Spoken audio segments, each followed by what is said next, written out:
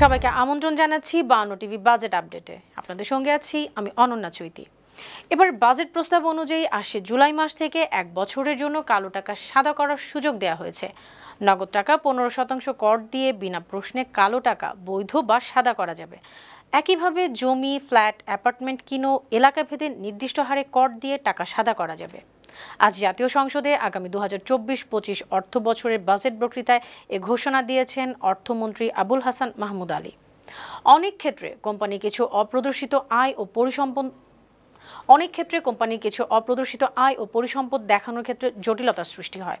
সেসব ক্ষেত্রে কোম্পানিগুলোকে এই অপ্রদর্শিত অর্থ 15% কর দিয়ে বৈধ করার সুযোগ দেওয়া হয়েছে। কোম্পানির অপ্রদর্শিত সম্পদ নির্দিষ্ট হারে কর দিয়েও বৈধ করার সুযোগ দেওয়া হবে।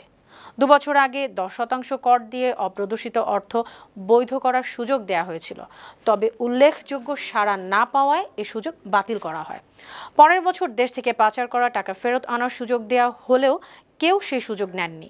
1 বছর বিরতির পর আগামী অর্থ বছরে আবারও ঢালাওভাবে কালো টাকা সাদা করার সুযোগ দেওয়া হয়েছে। জাতীয় রাজস্ব বোর্ডের সূত্রে জানা গেছে, এ পর্যন্ত সব মিলিয়ে অপ্রদর্শিত প্রায় 47,000 কোটি টাকা অর্থ বৈধ করা হয়েছে। দর্শক, বাজেটের পরবর্তী আপডেট নিয়ে আপনাদের সামনে আবারও হাজির হব। সে পর্যন্ত 52 টিভির সঙ্গে থাকুন। সবাইকে ধন্যবাদ।